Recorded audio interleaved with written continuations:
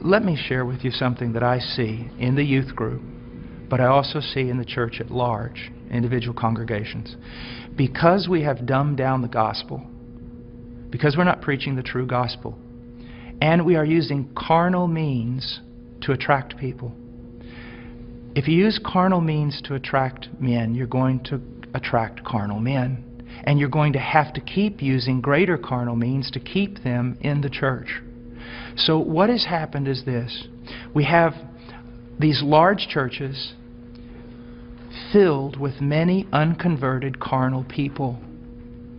But in those churches, we also have this small group of people that honestly want Christ. And they honestly want His Word. And they honestly want to be transformed. They don't need anything else. All they need is true worship of the true God and Scripture being preached to them and lived out before them. That's what they want. Now I want to tell you the great sin of the American pastor. And this has got me in a lot of trouble, but it's true.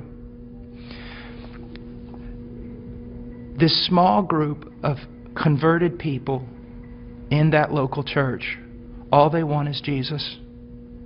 And all they want to do is the right thing. They want purity, they want truth, they want Christ. But the pastor, in order to keep this larger group of unconverted people, he caters to them.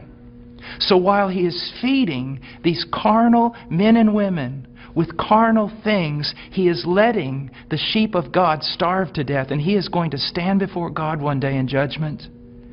Listen, brother, if my wife was going grocery shopping, and when she was going out to her car, some men assailed her, attacked her brutally, and you walked by, and you did not want to get involved because you didn't want to cause trouble, you didn't want to put yourself in harm's way, you just wanted everything to go smooth.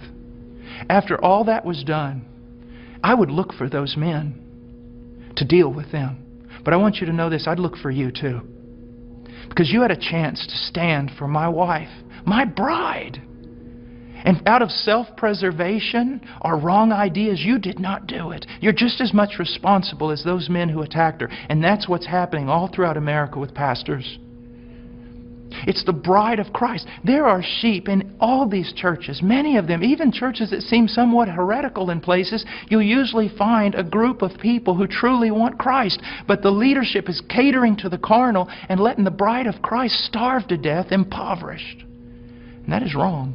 And there's going to be judgment for it. And the same thing is happening to the youth.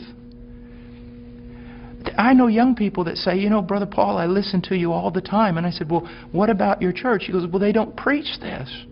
It's not what the other young people want. And so they give them what they want. I'm starving to death. A little child of God, it would be better that a millstone be tied around your neck than you cause this little one to starve.